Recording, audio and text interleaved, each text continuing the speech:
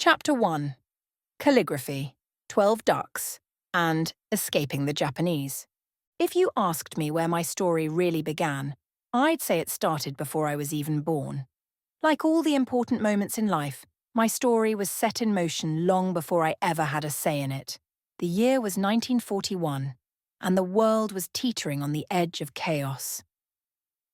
I was 7 years old, living in Canton, China, when my father died, and our lives changed forever. His death left a hole in our family that was impossible to fill, but in a way, it was also the beginning of my journey, one that would be shaped by loss, war, and an unshakable sense of survival. My father was a man of letters. He was a calligrapher, and people would come from all over to ask him to write something for them: poetry, fortune scripts, blessings to hang in their homes. His handwriting was like art, delicate and precise with strokes that seemed to flow like water. He would sit for hours at his desk, brush in hand, meticulously shaping each character as though it was a masterpiece in itself. And every day he made me and my brother Edward sit beside him and practice our own calligraphy. I hated it. Imagine being 4 years old, barely able to hold the brush, let alone mimic his elegant strokes. My brother and I would fidget in our seats, the smell of the ink filling the room like an ancient fog, heavy and suffocating. We just wanted to run outside and play, to wrestle or climb trees or anything but sit there tracing characters on rice paper. But my father was relentless. He would watch us carefully, correcting our posture, guiding our hands, and reminding us of the importance of precision. At the time, I saw it as a punishment, a cruel exercise in patience for children who had none. But looking back, I realize he was trying to teach us something far more important than calligraphy. He was teaching us discipline, perseverance, and the value of hard work. Of course, none of this mattered to me then. All I wanted was freedom, and in Canton, we had plenty of it. At least at first. My childhood was filled with the kind of adventures that only come when you're too young to understand the gravity of the world around you. Canton was still a relatively peaceful corner of China, despite the looming war with Japan in the north. My days were spent chasing after Edward, exploring the bustling streets of the city and finding new ways to get into trouble. I was fast on my feet, always a step ahead of the adults who tried to corral us. Life was simple, and even with the occasional air raid siren in the distance, it felt safe. But safety is a fragile thing, and it wasn't long before the war caught up to us. In 1941, the Japanese invasion reached Canton, and suddenly everything we knew was turned upside down. My father was gone, my grandfather had been kidnapped and murdered, and my family was left scrambling to figure out what to do next. My mother, ever the practical woman, made the decision to evacuate us. We packed what little we could carry and fled the city, moving constantly to stay ahead of the advancing Japanese forces. I remember thinking of it all as an adventure. To a child, the idea of leaving home and travelling to new places was thrilling. Every air raid siren was an excuse to skip school, and every blackout was a chance to read comic books by the dim glow of an oil lamp. I didn't understand the danger we were in. I didn't realize how hard my mother was working to keep us safe, or the toll it was taking on her to manage 4 children in the middle of a war. All I knew was that we were always on the move, and I loved it. One of the places we evacuated to was a small village where my mother somehow managed to set up a makeshift farm. We had chickens and ducks, 12 of them to be exact. I raised those ducks myself, watching them grow from tiny little fluff balls into waddling adults. They were my pride and joy, and I loved them dearly. But war has a way of stripping away the things you care about, and one by one, my beloved ducks started disappearing. Jade, the woman who helped us around the house, tried to tell me that she had bought new ducks from the market for our meals. But I wasn't stupid. I knew she was lying. My ducks were being sacrificed for dinner, and every time we ate one, I cried. Even as a child, I began to realize that war meant loss. Loss of home, loss of safety, and loss of the things we loved. But it also meant survival, and my mother was determined to make sure we survived. She was a force of nature, my mother. Strong, resourceful, and fiercely protective. She taught me everything I needed to know about resilience. While we moved from place to place, she would stockpile whatever she could: rice, sugar, oil, anything that could last through the uncertainty. We never knew how long we'd stay in one place, but she made sure we always had enough to get by. Despite the war, there were moments of joy.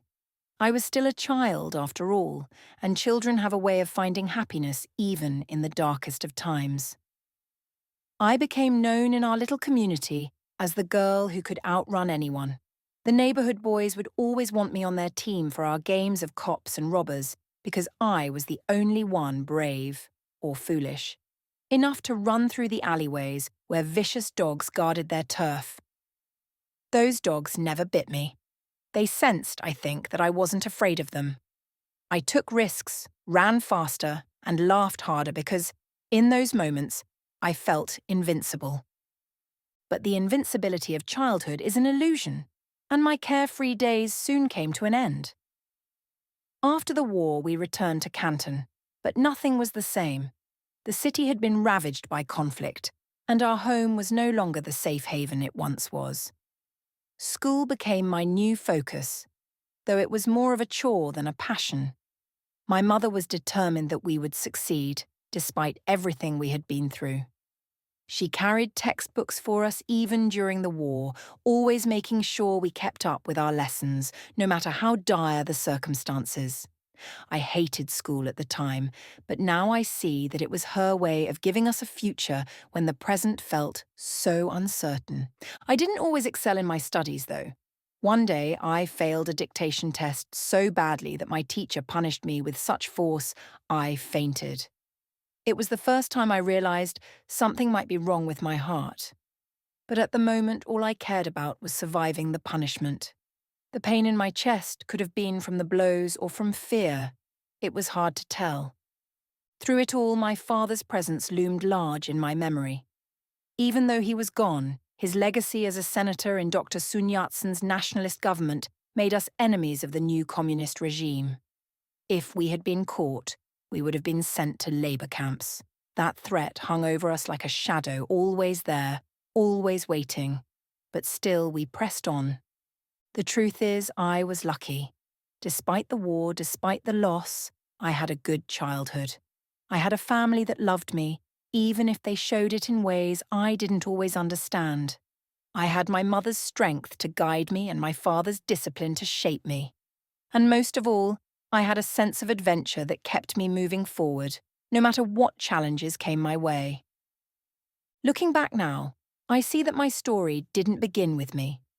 It began with the people who came before me, with my father's calligraphy, my mother's resilience, and the war that turned our lives upside down. And as much as those early years were filled with uncertainty and loss, they also gave me the foundation I would need to face the rest of my life.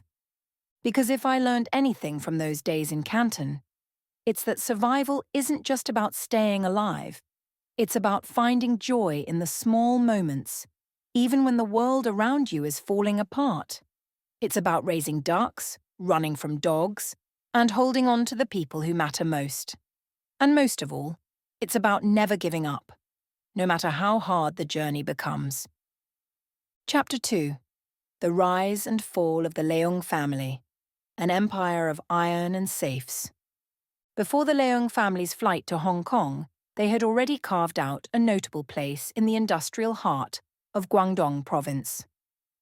Qing's family, the Leung family, rose from humble beginnings to become one of the most successful manufacturers of iron safes in the region. It was a story of relentless ambition, a blend of entrepreneurship, vision, and heartbreak. Their success, built over years of hard work, would ultimately be undone by the political upheavals that swept through China, but not before leaving a lasting legacy. The roots of the Leung family's prosperity were humble, with Qing's grandfather beginning as a labourer in an iron factory. A quiet and hard-working man, he was content with his lot, but it was his wife, Qing's grandmother, who had a different vision for their future. Her ambition transformed the trajectory of the family. She persuaded her husband to take a leap of faith, encouraging him to buy the factory from his brother when the opportunity arose. To do this, she borrowed money from her sister in the countryside, an audacious move for the time, but one that paid off immensely. This was the beginning of the Leung family's iron business, which would grow from a small cottage industry into a manufacturing powerhouse. Qing's grandmother was the driving force behind this transformation. While her husband handled the daily operations, she financed the growth of the factory, working tirelessly on her sewing machine to raise additional money for the business. She sewed late into the night, often while pregnant, balancing the duties of raising a large family, 6 sons and 3 daughters, while simultaneously managing the finances of their growing enterprise. She was a woman who understood sacrifice and saw that in the long run, the hardships of today would yield a better tomorrow. Her vision and her persistence turned the small factory into a major player in the safe manufacturing business. The timing of their expansion could not have been more perfect. During the early years of the Republic of China, after the fall of the Qing dynasty, the nation was undergoing significant changes. One of the most pivotal shifts was the transition from metal-based currency to paper money.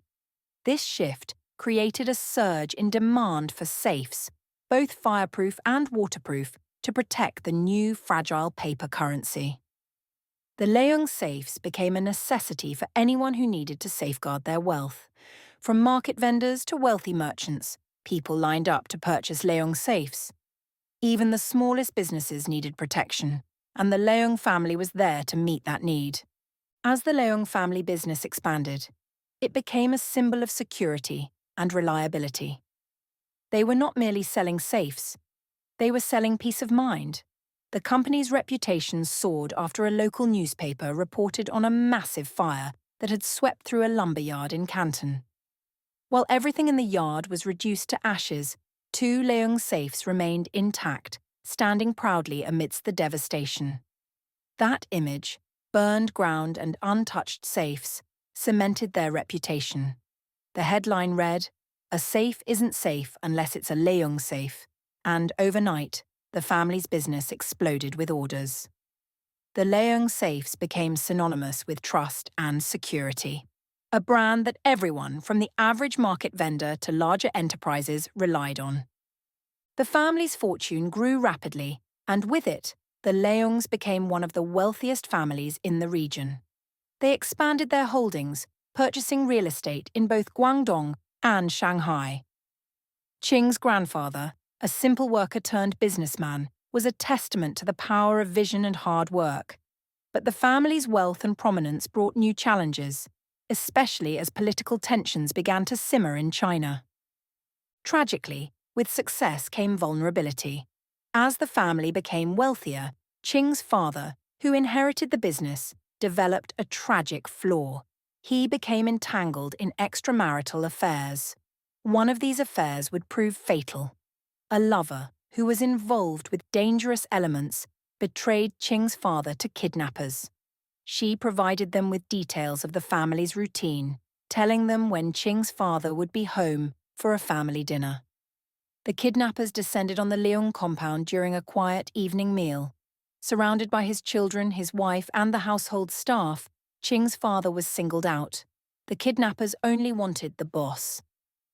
Thinking he could outsmart his captors, Qing's father tried to make a run for it, believing that within the confines of his own compound he could outmaneuver them. But he underestimated the threat. As he fled, the kidnappers drew their guns and fired 5 shots, killing him instantly in front of his terrified family. He was just 41 years old, in the prime of his life, and at the peak of his career. The shock of his death reverberated through the family. Qing's mother, who had worked tirelessly to build their empire alongside her husband, fainted at the table, overcome by grief. The youngest child, only 3 months old at the time, would grow up without a father. The family was shattered, their patriarch gone in an instant, leaving behind not only a grieving wife and children, but also a thriving business that now faced an uncertain future. It was during this tumultuous time that Qing's eldest brother, Tai Bak-fu, had to step into the role of family leader. He was still a schoolboy, unprepared for the monumental task of managing a business that had grown into a regional powerhouse. Yet, thanks to the loyalty of the staff who had worked for their father, the family was able to maintain the business. In an era when loyalty was paramount, the employees who had been trained by Qing's father ensured that the factory continued to run, teaching Tai Bak-fu the intricacies of the business and helping him rebuild after their father's death.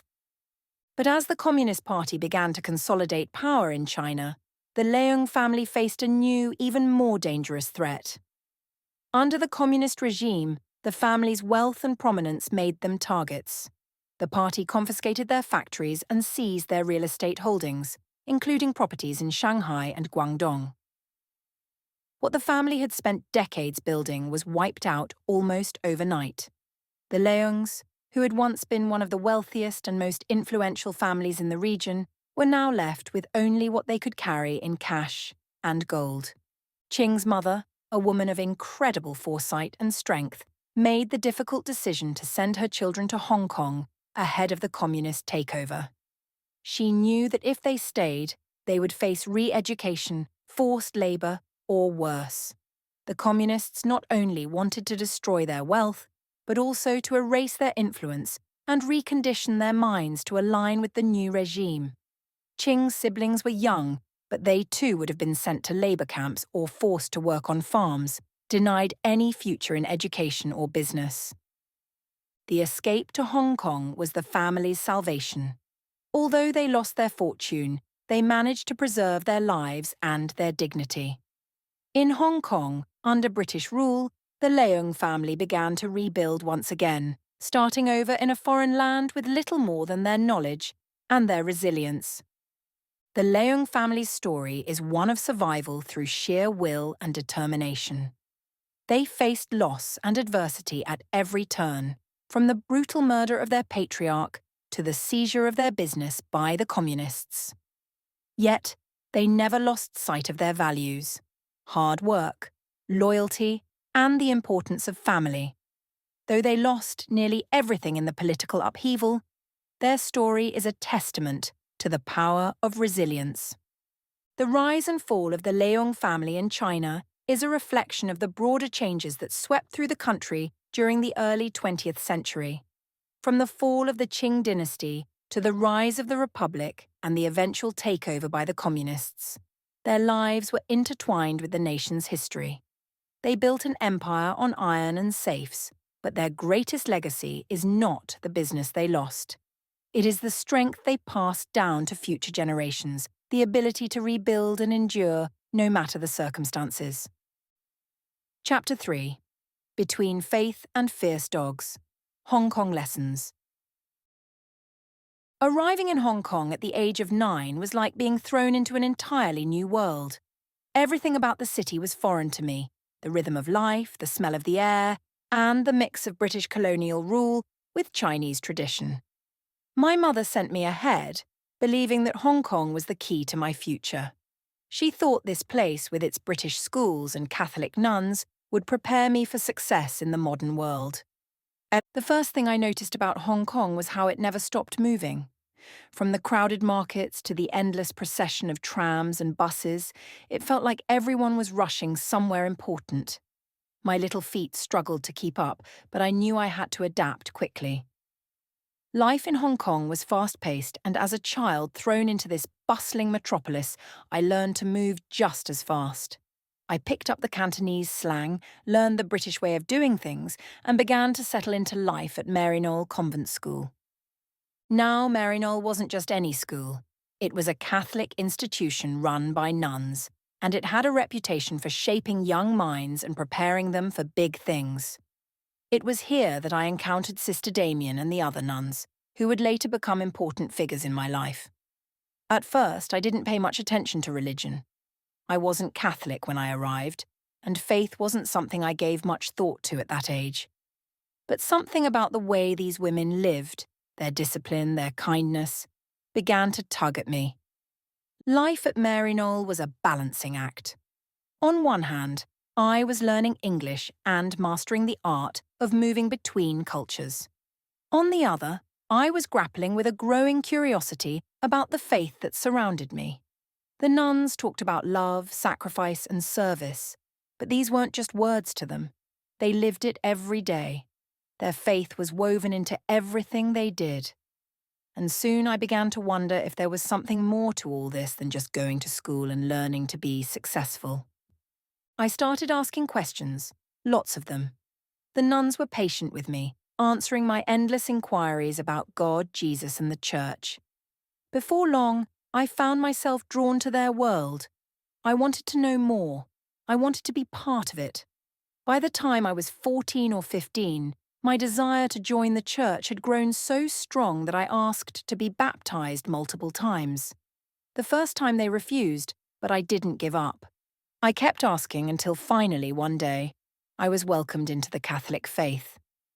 Looking back, I think they wanted to be sure I was serious, but I knew deep down that I had found something that felt right, something that would shape the rest of my life. Joining the church wasn't just about personal faith for me. It opened the door to a new world of service and community, and that's where the real work began. I became an active member of the Legion of Mary, a Catholic organisation dedicated to spreading the gospel and serving those in need. It was a group full of laypeople like me, and we took our mission seriously. One of the first tasks I was assigned was to teach a Chinese family from South Africa about Catholicism. The Lees were new to Hong Kong, and while they were technically Catholic, they hadn't yet been baptised. Their life in South Africa had been isolated, and no one had ever taken the time to reach out to them. Now, here I was, a 15-year-old girl with very little teaching experience, sent to guide them through this deeply spiritual process. The Lees were an unforgettable family. The grandmother was 81, and she was the eldest member of the household. There was also the daughter-in-law who was raising 2 boys, teenagers like me. They had 3 enormous bulldogs, massive lumbering creatures that filled their small apartment with a pungent odour that seemed to seep into the walls. I've always liked dogs, but these were something else. The smell was overwhelming, and as a teenager I did my best to ignore it, even though the stench clung to my clothes long after I left their apartment. Despite the challenges, I pressed on. For months I visited the family weekly, teaching them the basics of the Catholic faith. It wasn't an easy task, especially considering the language barriers and the constant interruptions from the dogs, but bit by bit, the lessons took hold.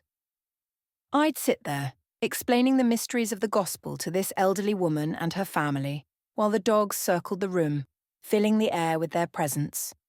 I remember thinking how strange it was to be in this situation, but at the same time, I knew it was exactly where I was meant to be. After about 6 months, something incredible happened. The entire family was baptized. The grandmother, the daughter-in-law, and the 2 teenage boys all received into the church on the same day. And here's the kicker. I, at the age of 15, was asked to be their godmother. I didn't feel particularly wise or experienced, but the Lees didn't seem to mind.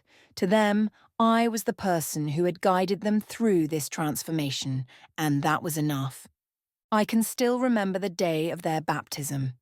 It was a small ceremony, but it felt monumental. 3 generations of Lees, all dressed in their Sunday best, ready to take this leap of faith together. I was so proud to be part of it, even if I didn't quite understand the full significance at the time. It was only later, when I reflected on it, that I realised how much this experience had shaped me. But the work didn't stop there. The Legion of Mary was an active group, and I found myself involved in all sorts of activities. One of the most memorable was a census we conducted across Hong Kong, going door to door to find out how many Catholics lived in each building. Some of the buildings were over 20 stories tall, and as a teenager I quickly learned that the higher you went, the more the building swayed. Standing on those upper floors, I could feel the structure shift beneath my feet, and I'd convinced myself that the entire building might collapse at any moment. But the fear didn't stop us. We had a mission to complete, and we weren't about to back down. It wasn't always comfortable work. I remember one time in particular when I had to teach a family whose apartment was filled with giant bulldogs. The smell in that apartment was something else, let me tell you. But despite the odd circumstances, the family listened to me, a young, awkward girl, and eventually converted. It was humbling to realize that no matter how young or inexperienced I felt, I could still make a difference in people's lives. And then there was the leper colony. One day, I overheard Sister Damien talking about her work with a group of lepers who lived in isolation on the outskirts of the city. The very mention of it intrigued me. Lepers? In Hong Kong? I had no idea such a thing existed in modern times. I approached Sister Damien and asked if I could accompany her on her next visit. I'm not sure what I was expecting. Maybe I thought I'd feel brave, noble even. But what I found there shook me to my core. The lepers lived in absolute squalor, in small shacks surrounded by coffins. Yes, coffins. These poor souls, forgotten by their families, lived next to the dead. The coffins were piled up, waiting to be sent back to China for burial, but no one ever came to claim them. The smell of decay mixed with the sight of these ravaged bodies. It was almost too much to bear. Some of the lepers had lost their noses, their ears, their faces disfigured by the disease. It was horrific, and I remember feeling sick to my stomach, unable to sleep or eat after my first visit. Despite my determination to help, I quickly realized that this was beyond me. I wanted so badly to do something, but I wasn't strong enough. Sister Damien, with her unwavering faith and calm demeanor, seemed unaffected by the horrors around her. But I couldn't bear it. After a few visits, I confessed to her that I didn't think I could continue. She understood and reassured me that not everyone was cut out for this kind of work, and with her blessing, I stepped away. But even as I moved on to other forms of service, those visits haunted me. Hong Kong was a place of contradictions, modern and ancient, beautiful and brutal, a city where the rich and poor lived side by side, yet worlds apart. It was here that I learned some of the most important lessons of my life. I learned about faith, yes, but also about resilience. I learned that even the smallest acts of kindness could change someone's life. And I learned that no matter how young or unprepared you feel, there's always something you can do to make the world a little better. Chapter 4. Ireland, Hope, and Heartbreak. When I first arrived in Ireland, I felt as if I had stepped into a dream. The journey had been long, a month-long voyage across the seas, accompanied by my brother David, who was headed to Germany for his studies. We sailed aboard the Asia, an ocean liner that felt vast and foreign to me, its days punctuated by the rhythmic swaying of the ocean and the occasional glimpse of distant shores. As we disembarked and parted ways in France, I felt both exhilaration and trepidation. David went off to Stuttgart, and I boarded a ferry to cross the choppy English Channel, my heart thudding with excitement. Ireland awaited, a place that promised a new beginning, where I would finally fulfill my calling. I had prayed for this moment, for this life of devotion, for years. There were countless moments in Hong Kong when my desire to enter the sisterhood had met with resistance, from my family, from life itself, but all of that was behind me now. As the ferry drew nearer to the Irish coast, I felt the salt air filling my lungs and the cold dampness clinging to my skin. The green, windswept island felt alive, and in that moment, any exhaustion I felt melted away. Ireland was to be my new home. This was where my life as a sister would begin. But Ireland was unlike anything I had ever known. The cold cut through the clothes I had brought from Hong Kong, chilling me to the bone, and the rain seemed endless. At first, it felt refreshing, washing away the dust and heat of my previous life. But soon, the constant dampness seeped into everything. My room in the convent, small and spare, held a view of the endless grey sea. I could hear the distant roar of the Atlantic as it crashed against the cliffs, the sound like a constant reminder of the wild, untamed beauty that surrounded me. Despite the discomfort, I couldn't help but marvel at the hills, the ancient stone walls, and the fields of wildflowers that stretched out in all directions. There was a ruggedness here that was so different from the crowded, bustling streets of Hong Kong. Life in the convent was demanding, far more so than I had imagined. Our days were structured, from the moment we woke for morning prayers to the final reflection before sleep. There was little time to rest, but I threw myself into the routine, eager to prove myself. I loved the discipline, the sense of order it brought. The work in the fields, the hours spent studying scripture, the silent meals, all of it felt like steps towards something greater, toward becoming the person I had always felt I was meant to be. And yet, there was a loneliness that sometimes crept in, a homesickness that I hadn't expected. I missed my family, especially my mother, despite her initial opposition to my decision. But this was my calling, and I was determined to see it through.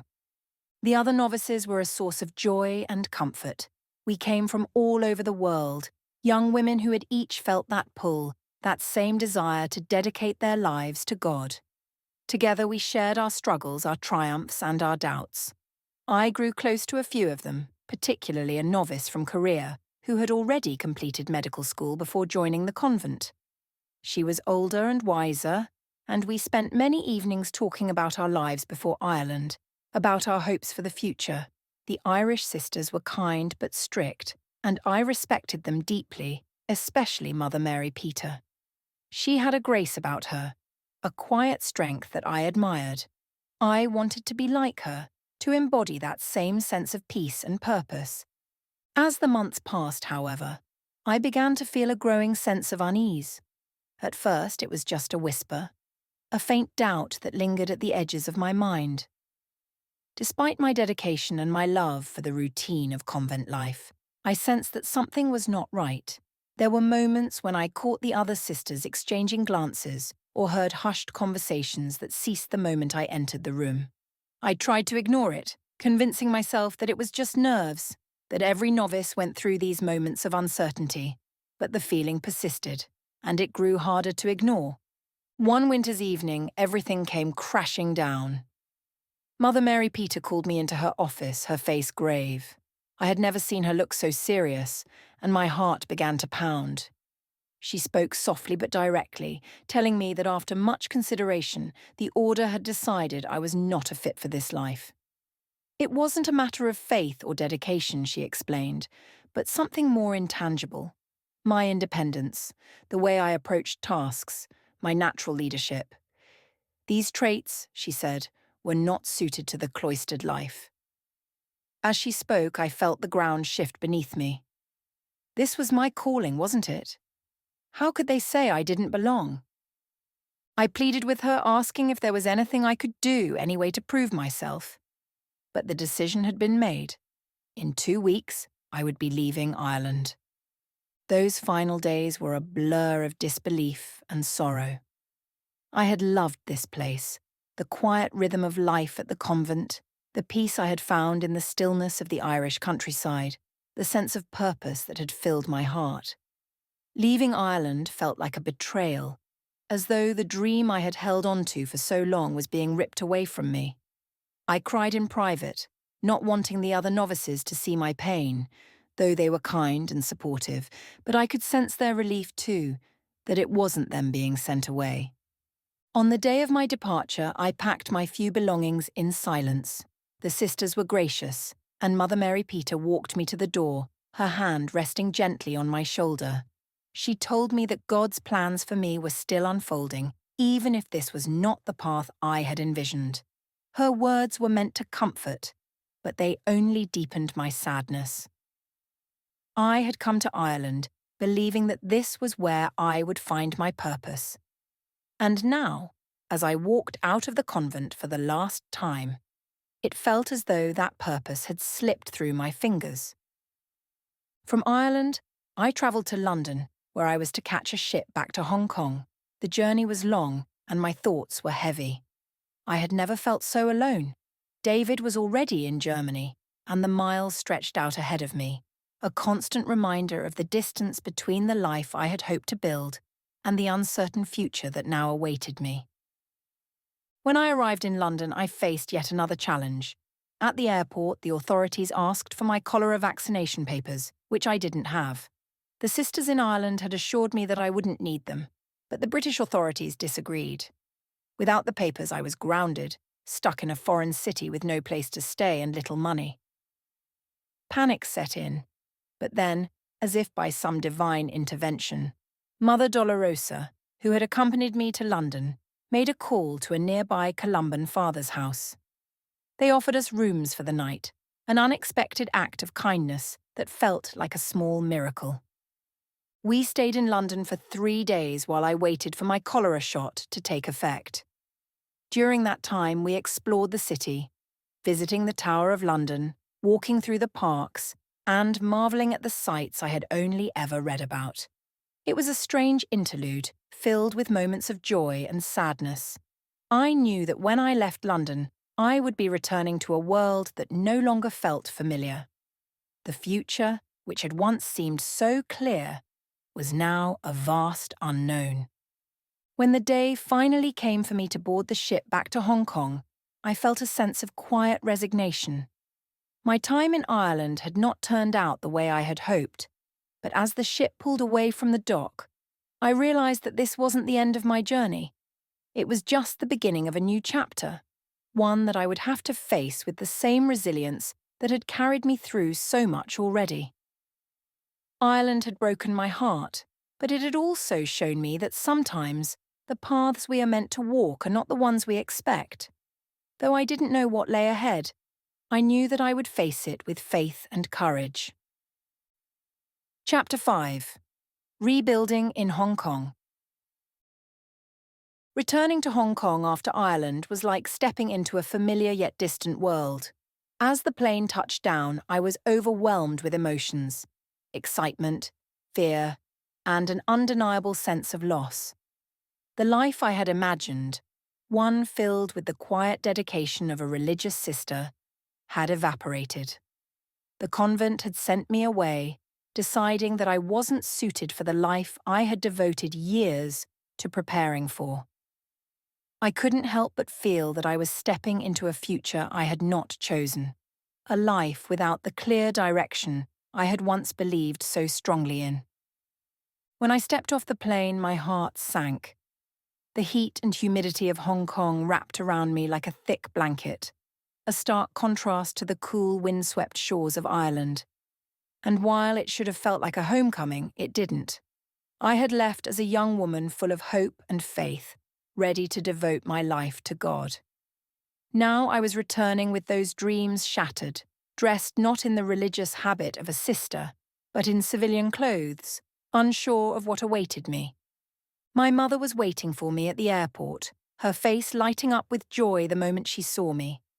She had never been fully supportive of my decision to join a religious order, worrying that I was throwing my life away for something too demanding and restrictive. For her, my return was a victory of sorts, a chance to bring me back into the world she had always wanted me to thrive in. "Clara, welcome home," she said, embracing me tightly. Her arms were warm, but her happiness only amplified my own inner sadness. The journey from Ireland to Hong Kong had been a difficult one. After leaving the convent, I spent a few days in London, grappling with the shock of the sudden change in my life. While there, I had to deal with an unexpected delay due to missing cholera vaccination papers. A kind priest offered me shelter at his rectory, and I stayed for 3 nights, waiting for the medical clearance to leave the country. Those days were filled with endless reflection, my mind replaying the conversations I had with Mother Mary Peter and the other sisters. I asked myself over and over, could I have done something differently? Would things have been different if I had joined a different order, one that was less contemplative and more focused on education or missionary work? As I lay awake in the rectory each night, I realised that the decision wasn't in my hands anymore. The order had decided I wasn't the right fit, and though it felt like the rug had been pulled out from under me, I had to accept it. The priest, sensing my turmoil, offered me comfort during our meals together. "Sometimes God's path is not the one we expect," he told me over tea one evening. "That doesn't mean you're lost. It just means he has something different in mind for you." I tried to take solace in his words, but the uncertainty of my future still weighed heavily on me. When I finally arrived in Hong Kong, I was no longer the same person who had left 2 years earlier. I had spent so much time in quiet contemplation, so many hours in silent prayer, that the bustling city felt overwhelming. The streets were crowded, loud, and alive with a frenetic energy that I hadn't felt in years.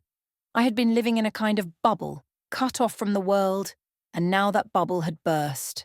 But Hong Kong, in all its chaos, was also a land of opportunity. In 1959, the city was booming, a financial hub brimming with possibilities for those who were willing to work hard.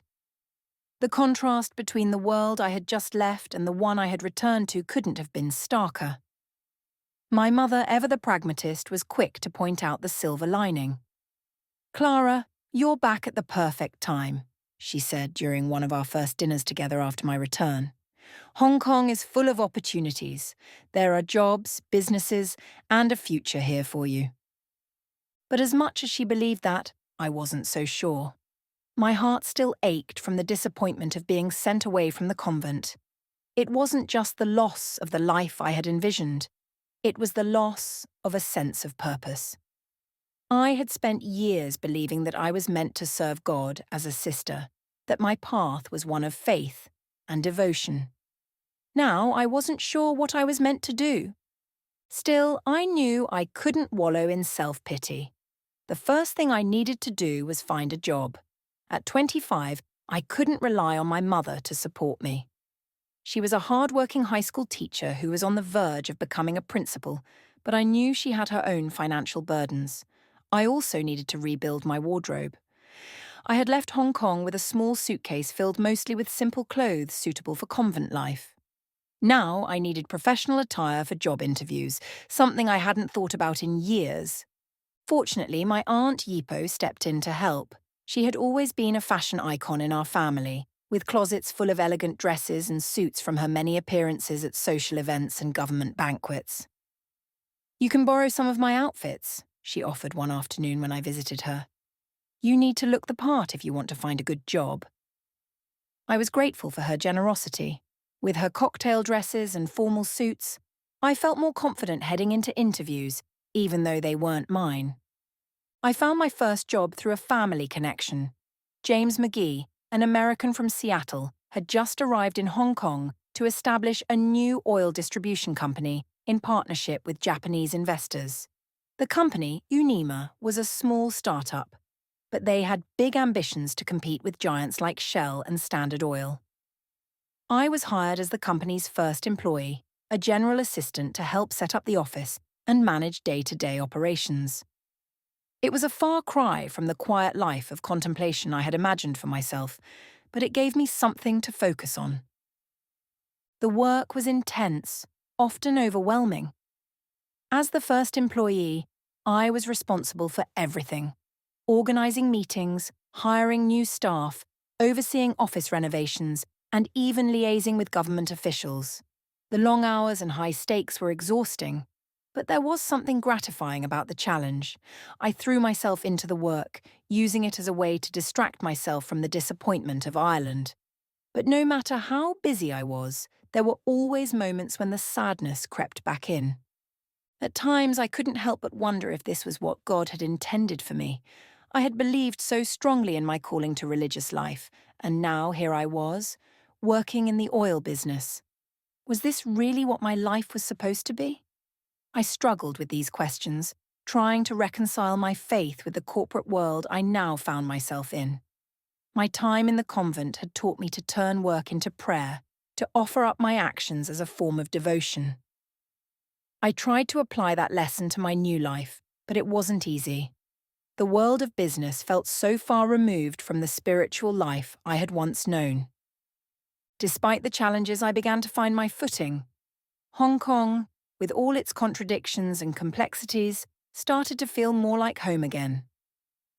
I reconnected with old friends and became involved in social activities, particularly through the Mary Knoll Former Students Association. As president of the alumni group, I organised fundraising events, including an annual ball at the Miramar Hotel that was a huge success. We raised more money than ever before, and I was proud of what we had accomplished. It was a way for me to give back, to stay connected to my faith and my community, even if I wasn't doing it as a sister.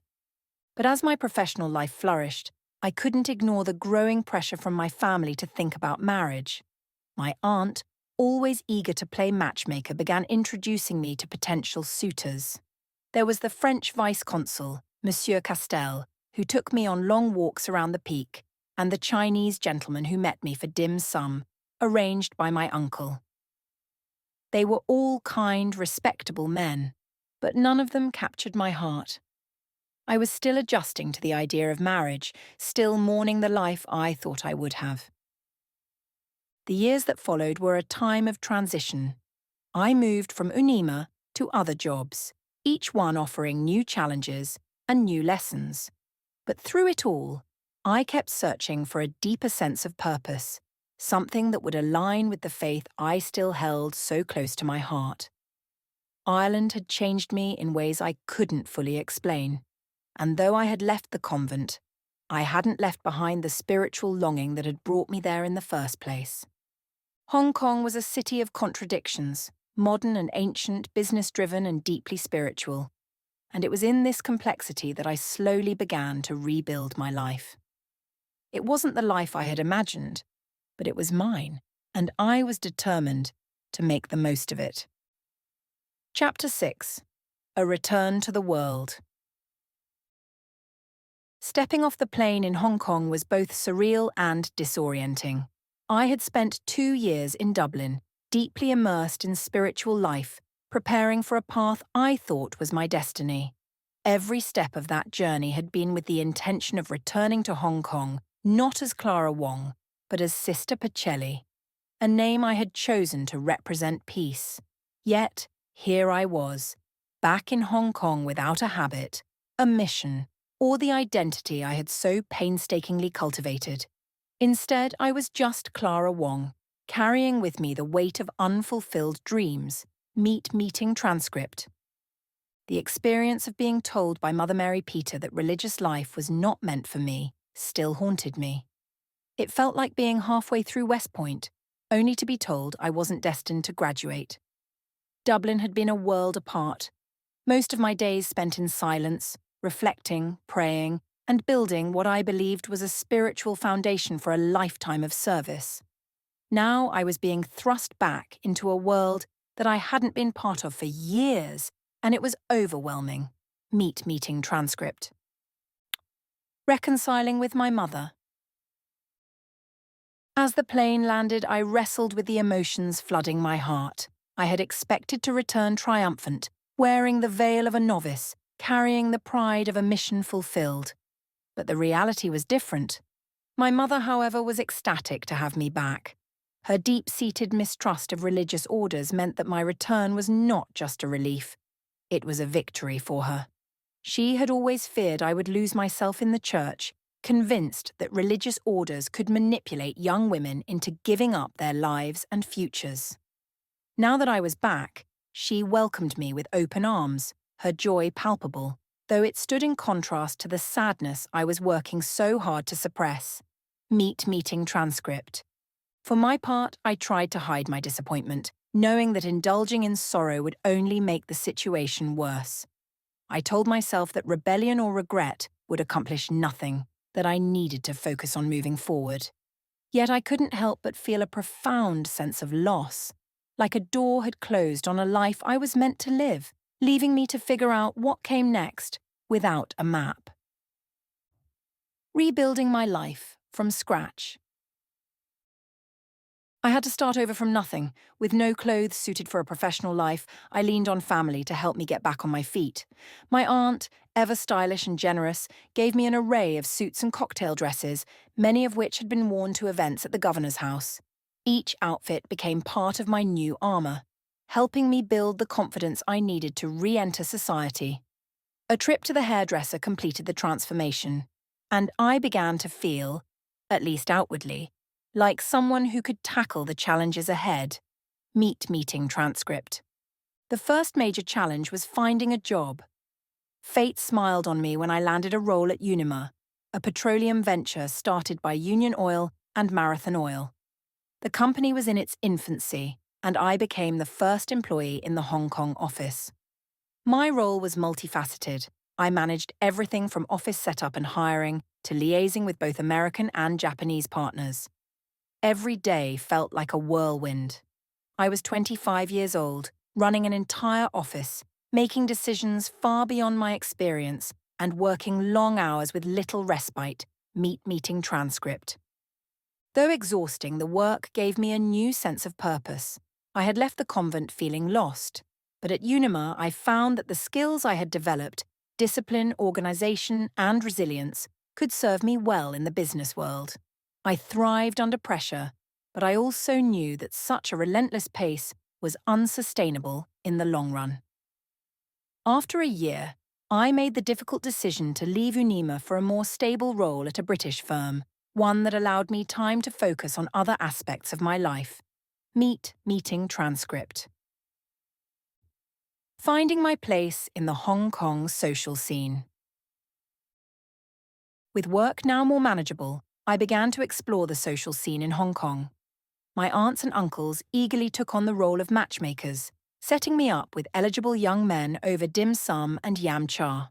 One memorable suitor was a tall, handsome Chinese man who could have been a movie star with his good looks and charm. He seemed perfect in every way, yet I felt no connection. Despite the encouragement from my relatives, I knew in my heart that he wasn't the one for me. Meeting transcript. Another suitor entered my life through more unexpected means.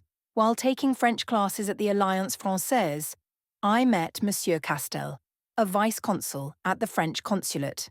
He began calling my office to the great amusement of my colleagues. Our first outing was a walk along the peak, a scenic trek where we bypassed the tram and hiked the winding trails instead. Though the walk was enjoyable, our relationship remained casual. He was 10 years older than me, and while he was charming, he subtly hinted that I might be too young for him. It was a gentle disappointment, but one I accepted with grace. Meeting transcript. These encounters were not without their awkward moments. Each date felt like a reminder that finding the right partner was more complicated than I had imagined. I often felt like I was being cast in a play written by others, my well-meaning relatives setting the stage, hoping I would follow the script. But I knew I had to chart my own course. Even though these relationships didn't lead to anything serious, they gave me a better understanding of what I was looking for and the importance of authenticity in any connection. Meeting transcript. Rediscovering myself through community. During this time, I also reconnected with the Mary Knoll Alumni Association. I took on a leadership role, organising fundraising events, including a grand dinner dance at the Miramar Hotel.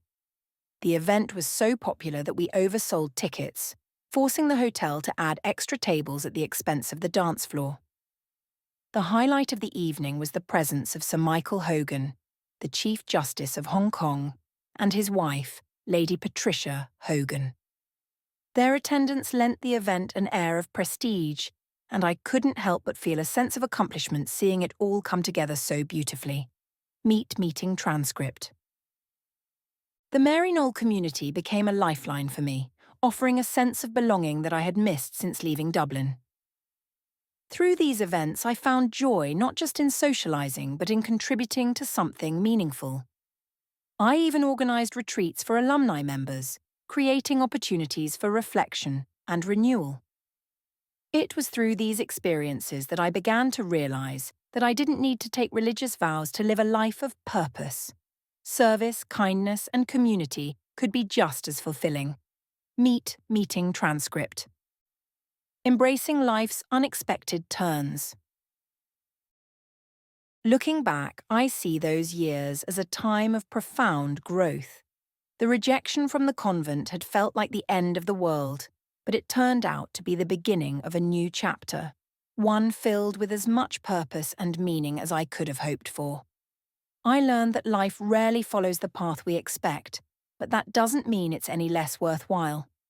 The lessons I carried with me, from the discipline of convent life to the resilience needed in a fast-paced startup, became the foundation for the person I was becoming. Meeting transcript. The dating experiences, too, were part of my education. They taught me to trust my instincts, to value authenticity, and to appreciate the importance of timing. Whether it was a charming French vice-consul or a handsome Chinese bachelor, each encounter brought me closer to understanding myself and what I wanted from life. Meeting transcript. Hong Kong, with its vibrant energy and endless possibilities, became my playground for reinvention. I found joy not just in grand achievements, but in the small, everyday moments.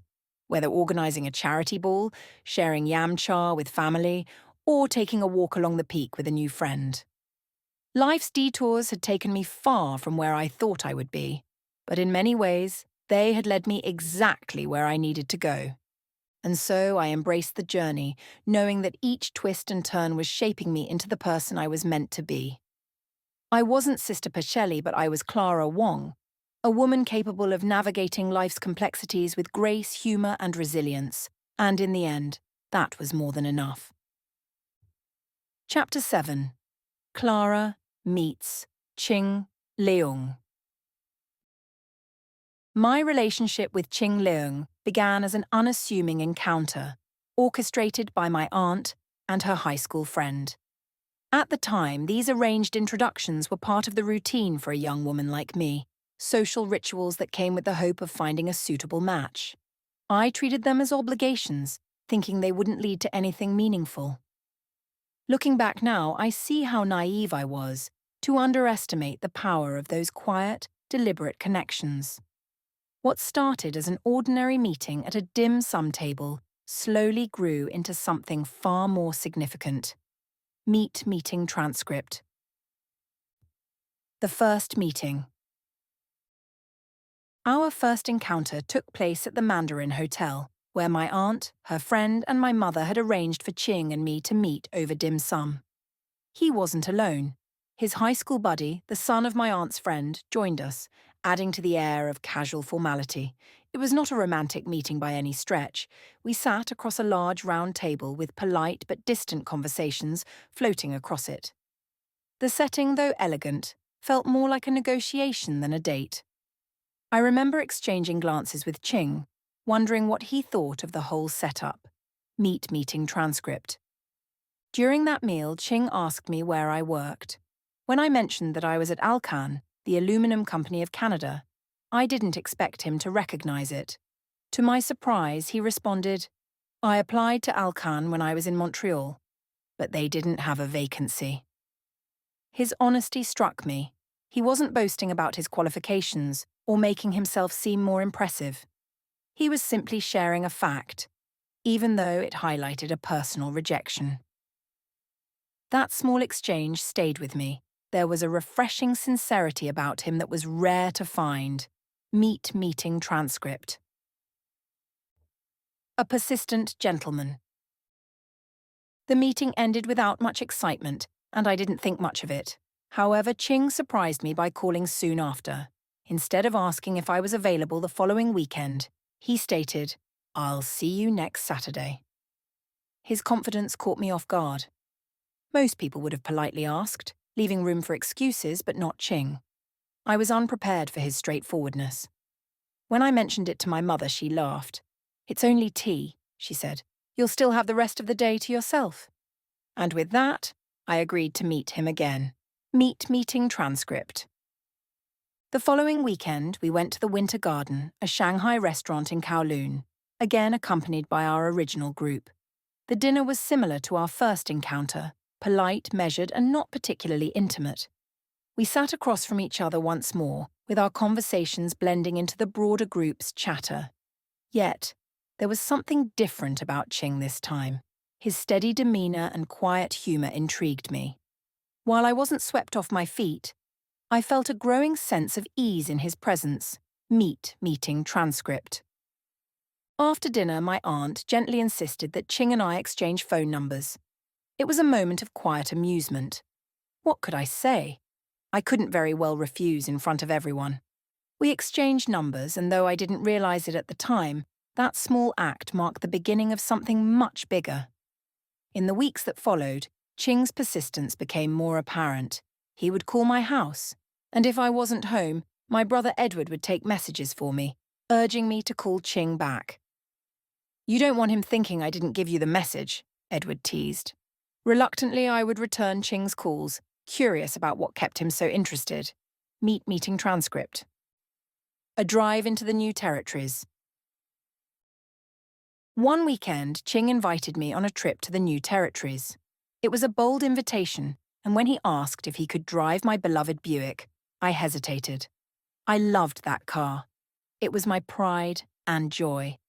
But Ching had a way of persuading people, and soon enough, I found myself handing him the keys. During the drive, he told me stories about his time in Europe, where he had driven across France and Belgium. One story stood out: an accident on a winding road along the Atlantic Ocean, where he had crashed into a mountainside rather than plunge into the sea. It was a terrifying tale, but he recounted it with such calmness that it became oddly endearing. Meeting transcript. That day in the new territories felt like a turning point. Ching's persistence, which had initially felt overwhelming, began to feel reassuring. He was someone who knew what he wanted and wasn't afraid to pursue it. I found myself relaxing in his company, enjoying our conversations and shared moments. There was a steadiness about him that I hadn't noticed before, and I realised I was beginning to look forward to our meetings. The quiet build-up of affection. Our outings became more frequent, but they were never grand or elaborate. Ching didn't woo me with flowers or romantic gestures. Instead, he showed up, consistently, reliably, and with quiet determination. Each outing was simple: a movie followed by dinner, a walk along the waterfront, or tea at a quiet cafe. These weren't sweeping moments of romance, but they were meaningful in their own way. With each meeting, my fondness for him grew, almost without me realising it. Meeting transcript. My mother, ever observant, noticed the shift in my behaviour. "You must like him," she said one day, after Ching dropped me off. "If you didn't, you wouldn't have stayed for dinner." Her teasing was gentle, but it hit home. I realised she was right. I did enjoy Ching's company, even though I hadn't consciously acknowledged it yet. One of the things I appreciated most about Ching was his honesty. He didn't pretend to be anything other than who he was. When he told me about his rejected job application to Alcan, it was without bitterness or shame, just a fact of life. That kind of straightforwardness was refreshing, especially in a world where many people tried too hard to impress. A new kind of connection. Over time, Ching's persistence began to wear down my initial reservations. I had always imagined that love would come with grand gestures and dramatic moments, but with Ching, it was different. Our connection wasn't built on sparks or passion, it was built on trust, mutual respect, and shared values. He was someone I could rely on, someone who showed up, not just in grand moments, but in the small, everyday ones that truly mattered. Meeting transcript. Looking back, I realize how much I grew during those early days with Ching. What began as an arranged introduction slowly blossomed into a genuine connection. Ching's steady presence in my life became a source of comfort and joy, even though it wasn't what I had initially expected. Our relationship wasn't a whirlwind romance, but it was real, and it was ours. A future in sight.